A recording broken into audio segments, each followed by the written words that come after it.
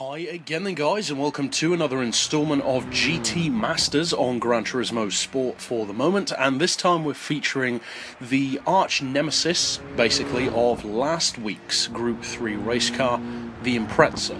This time we've got the Mitsubishi Evo X. The other side of the coin, the arguably more hardcore side of the coin to the more forgiving and slightly more beginner-friendly Impreza. Now, the Evo and the Impreza have been featured against each other on this channel in rivals matches, between, of course, the two road versions and the two Group 3 racing versions.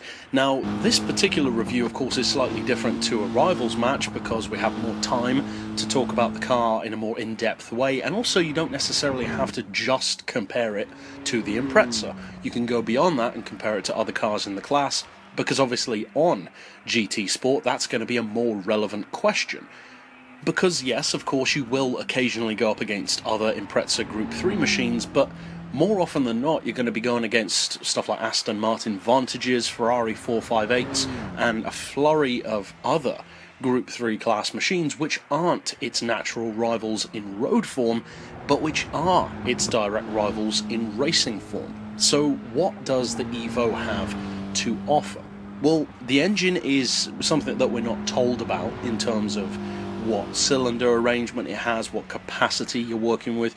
You can suspect fairly competently that it's probably a 2-litre turbocharged straight 4, like the road version. We do know that it's turbocharged, we are told that much. The rest you can make an educated guess about.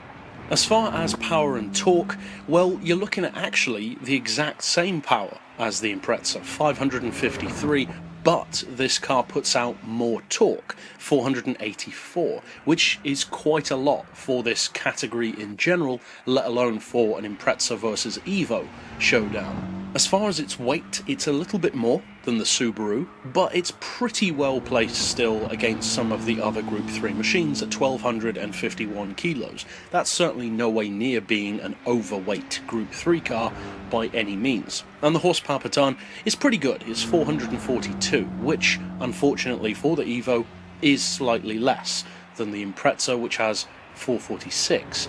Overall, we're not told, of course, the price, as with all of these cars so far, but I would say that unless they all cost the same amount, which could happen, I would expect the Evo and the Impreza, maybe to varying degrees, to be some of the cheaper options of the Group 3 class. Not indicating that they're bad, not at all, but it's just that often Japanese performance cars on Gran Turismo do undercut many of the European and sometimes American cars in terms of value for money, bang for buck, and just pricing in general. So it wouldn't surprise me at all if this is a little bit cheaper, maybe a couple of $100 cheaper than something like a 458 GT3 or a Jaguar F-Type Group 3 machine. Now, as far as how the car performs, it's similar to the Impreza in terms of straight-line performance. Neither of them are overly strong top-end, and even their mid-range is, I would say, okay. It's not great. Low-end is pretty good, thanks to the torque. Mid-range is okay, as I said. Top-end, it's definitely not going to worry something like a McLaren 650S anytime soon. Around an oval track, though, it can vary. Sometimes a car like an Evo or an Impreza can actually be quite a good vehicle to use, such as on an oval track like this one, where it's extremely tight and a lap only takes around 14-13 seconds anyway. You don't need top-end performance as much because it's more about maintaining a very high average speed through the two corners.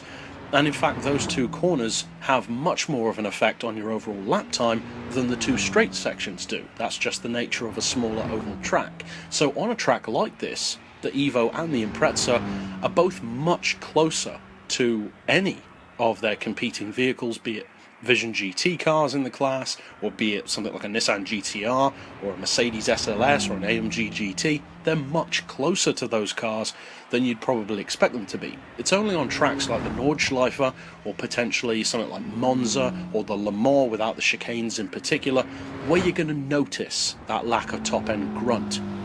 And it's not necessarily even in terms of top speed specifically that I'm talking about, because you can still get these cars up around 170, 180 with lower aero and with the increased power of the balance of performance system. What I mean is more so top-end acceleration, because as I've said a number of times on the channel specifically about rally cars, and of course these cars have a lot of rally DNA in them, they just don't need top-end acceleration because they're never going to get up to those kind of speeds. And by top-end, I mean basically everything above, say, 150 in the case of these cars. Once you get above that kind of level, you start to feel that little bit of sluggishness coming in. They don't quite increase pace as much as something like an exotic European GT car will, because that already has great top-end speed in comparison. Now, I mentioned with the Impreza that it felt much more like a DTM car than any of the Impreza race cars or touring cars have ever felt before.